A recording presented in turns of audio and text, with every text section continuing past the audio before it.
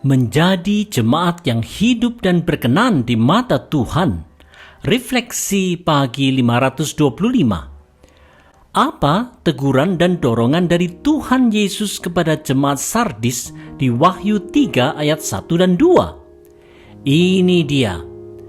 Dan tuliskanlah kepada malaikat jemaat di Sardis, inilah firman Dia yang memiliki ketujuh roh Allah dan ketujuh bintang itu. Aku tahu segala pekerjaanmu. Engkau dikatakan hidup, padahal engkau mati. Bangunlah dan kuatkanlah apa yang masih tinggal, yang sudah hampir mati. Sebab tidak satu pun dari pekerjaanmu aku dapati sempurna di hadapan Allahku.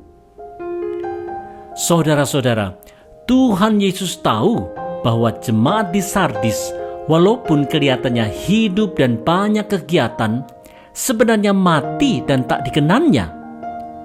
Oleh sebab itu, jemaat Sardis harus sadar, bangun, bertobat dan menguatkan kembali iman mereka untuk hidup dan melayani dengan benar. Saudara-saudara, apakah ada gereja Tuhan di Indonesia yang seperti jemaat Sardis? Bisa saja ada. Kegiatan gereja bisa saja banyak, tetapi tidak berarti bahwa itu berkenan di mata Tuhan. Kalau kegiatan gereja cuma sarana untuk mencari popularitas diri, ajang cari uang, arena rebutan kuasa, apalagi diwarnai dengan fitnah, intrik, gosip, dengki, dan amarah, maka segala kegiatan itu mati dan tak berharga di mata Tuhan. Tuhan itu Maha Kuasa dan tidak perlu pelayanan kita. Tetapi, bila kita tetap boleh melayani, ini adalah sebuah anugerah Tuhan untuk kita membawa kemuliaan bagi-Nya. Oleh sebab itu, wahai gereja Tuhan di Indonesia, marilah kita sadar dan bertobat. Biarlah pelayanan kita selalu berkenan di mata Tuhan.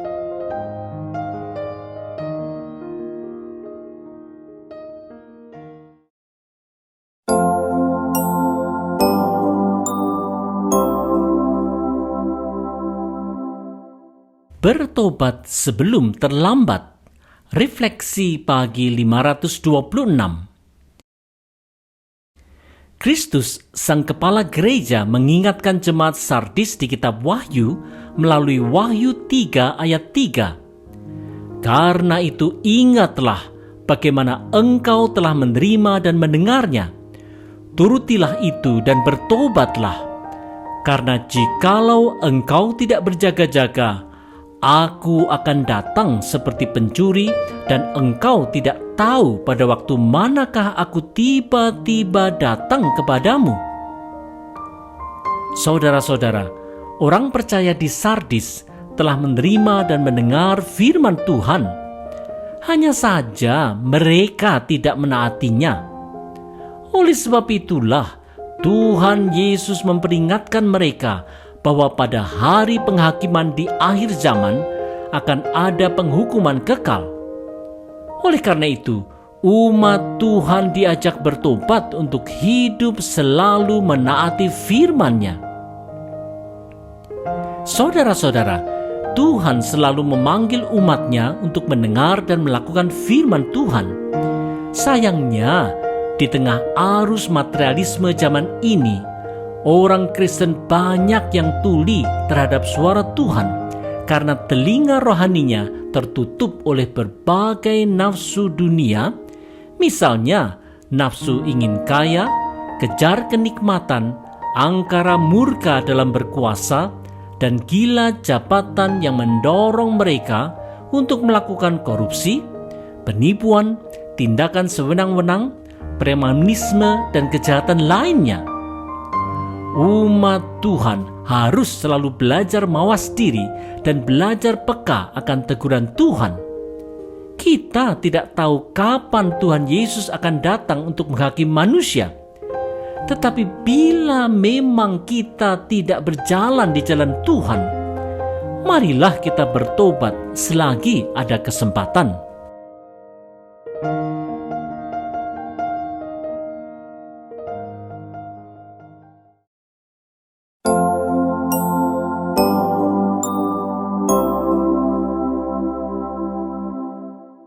Tetap berlaku benar.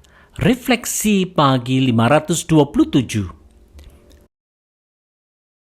Walaupun sebagian besar jemaat Sardis menyeleweng dari jalan Tuhan, masih ada orang yang takut akan Tuhan seperti di Wahyu 3 ayat 4 dan 5. Tetapi di Sardis ada beberapa orang yang tidak mencemarkan pakaiannya. Mereka akan berjalan dengan aku dalam pakaian putih, karena mereka adalah layak untuk itu. Barang siapa menang, ia akan dikenakan pakaian putih yang demikian. Aku tidak akan menghapus namanya dari kitab kehidupan, melainkan aku akan mengaku namanya di hadapan Bapa-Ku dan di hadapan para malaikatnya. Saudara-saudara, beberapa orang dari jemaat Sardis ternyata tidak mencemarkan diri dengan segala perbuatan kejahatan.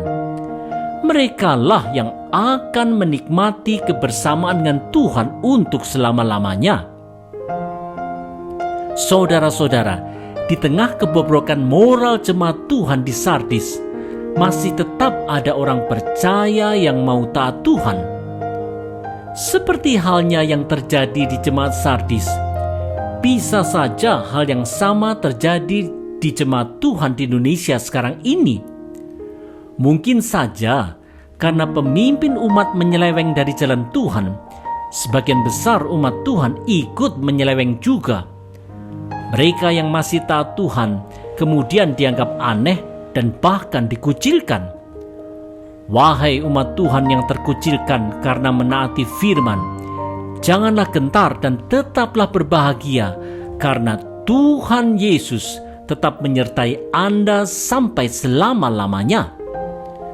Dalam penyertaan Tuhan, pasti ada kekuatan dan kelimpahan. Janganlah goyah untuk tetap berada dalam kebenaran.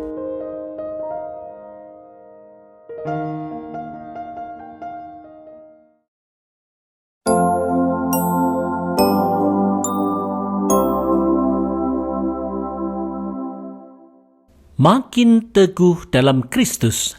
Refleksi pagi 528. Tuhan Yesus Kristus memerintahkan Rasul Yohanes untuk menuliskan suratnya kepada jemaat Philadelphia di Wahyu 3 ayat 7. Dan tuliskanlah kepada malaikat jemaat di Philadelphia, inilah firman dari yang kudus, yang benar, yang memegang kunci Daud. Apabila ia membuka, tidak ada yang dapat menutup. Apabila ia menutup, tidak ada yang dapat membuka. Saudara-saudara, Kristus yang telah bangkit dan naik ke sorga adalah Anak Allah yang kudus, yang benar dan yang berkuasa. Di dalam kemahakuasaannya itu, Kristus berkuasa untuk membuka atau menutup segala pintu. Artinya, tidak ada sesuatu apapun di alam semesta ini yang dapat terjadi tanpa sepengetahuan dan seizin Kristus Yesus. Berbahagialah orang yang menaruh iman pada Yesus Kristus. Saudara-saudara, di era informasi sekarang ini, banyak sekali informasi dan pandangan yang berseliweran yang bisa saja menggoyahkan iman orang percaya di Indonesia, khususnya berkaitan dengan keyakinan iman kita bahwa Yesus Kristus adalah Anak Allah. Pasti ada saja orang yang tidak meyakini hal tersebut.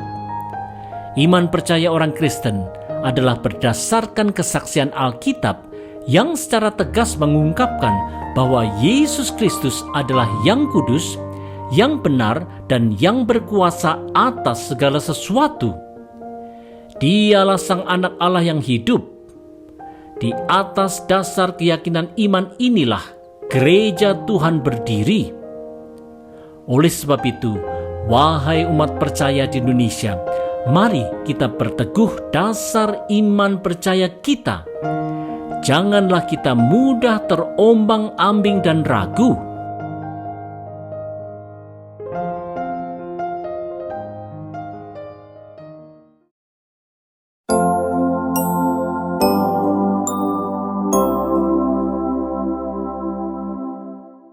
Walau lemah, asal berserah. Refleksi pagi 529. Jemaat Philadelphia di kitab Wahyu adalah jemaat kecil yang tertindas dan lemah, tetapi tetap takut Tuhan. Di dalam kelemahan itu, apa yang dilakukan Kristus sang kepala gereja? Mari kita lihat Wahyu 3 ayat 8. Aku tahu segala pekerjaanmu. Lihatlah, aku telah membuka pintu bagimu yang tidak dapat ditutup oleh seorang pun. Aku tahu bahwa kekuatanmu tidak seberapa, namun engkau menuruti firman-Ku dan engkau tidak menyangkal namaku. Saudara-saudara, Kristus tahu benar tentang kondisi gerejanya yang lemah, miskin, dan sering seakan tak berdaya menghadapi tekanan dunia. Di dalam kelemahan inilah kuasa Tuhan yang besar membuka berbagai pintu kesempatan untuk memberitakan kabar baik demi kemuliaan Tuhan. Saudara-saudara, Tuhan Yesus paham benar bahwa kekuatan gerejanya di Indonesia seringkali tidaklah seberapa. Asalkan orang percaya mau bergantung pada Kristus, maka Dia akan membukakan pintu kesempatan untuk membawa terang Tuhan kepada banyak orang.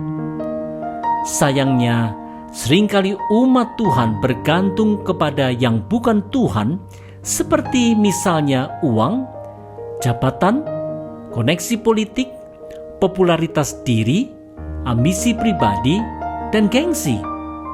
Akibatnya, kehidupan umat Tuhan bukannya membawa terang kemuliaan Tuhan, tetapi malahan membawa celah bagi nama Tuhan. Wahai umat percaya, mari kita bergantung penuh kepada Tuhan dan jeli memanfaatkan pintu kesempatan yang dibukakan Tuhan untuk membawa terang Tuhan.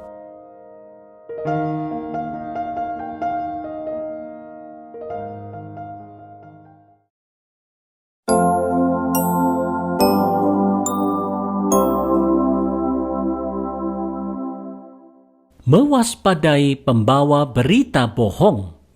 Refleksi pagi 530. Jemaat Philadelphia di kitab Wahyu sering dicobai untuk disesatkan. Mari lihat Wahyu 3 ayat 9. Lihatlah, beberapa orang dari jemaah iblis, yaitu mereka yang menyebut dirinya orang Yahudi, tetapi yang sebenarnya tidak demikian, melainkan berdusta, akan kuserahkan kepadamu.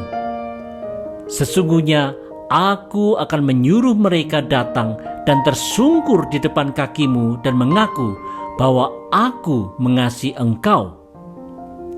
Saudara-saudara, di jemaat Philadelphia ada pembohong yang mencoba menyesatkan jemaat Tuhan.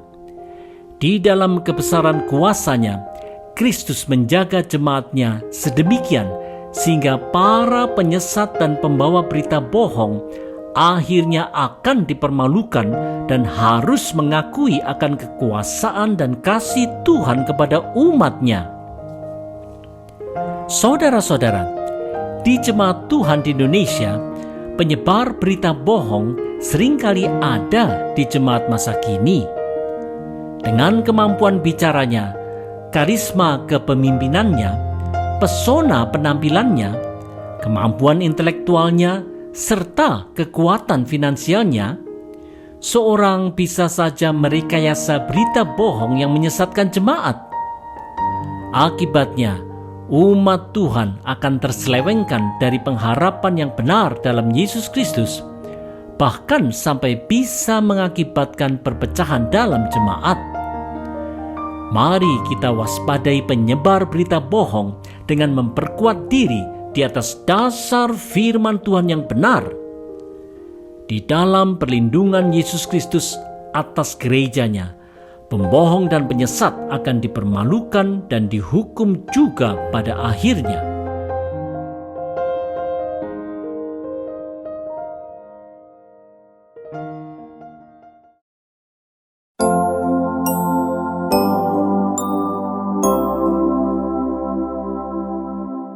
Tetap setia menanti kedatangan Kristus.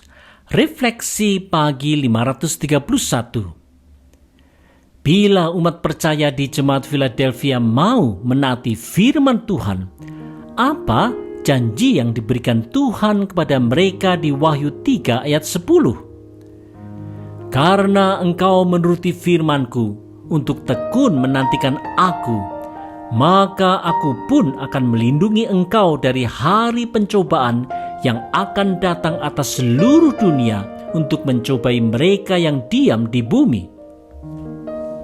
Saudara-saudara, menantikan kedatangan Kristus yang kedua kali memerlukan ketekunan dan kesetiaan pada firman Tuhan.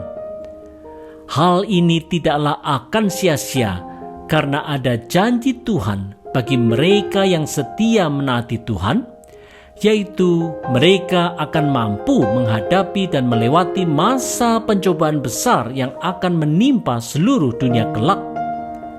Apapun pencobaan itu, Tuhan pasti beri kekuatan untuk menghadapinya. Saudara-saudara, umat Tuhan di Indonesia, seperti halnya umat Tuhan di Philadelphia, tidak tahu pasti tentang pencobaan besar apa yang akan menimpa kelak. Apakah itu bencana alam, penganiayaan dan kesukaran, atau justru iming-iming kenikmatan hidup, ketamakan, tawaran kenyamanan, dan daya tarik jabatan yang pada akhirnya justru mencoba menggeser kesetiaan kita dalam menanti kedatangan Kristus. Belajar untuk setia melakukan firman Tuhan akan menolong orang percaya untuk terus setia menanti kedatangan Kristus bila pencobaan besar itu datang, apapun bentuk pencobaannya.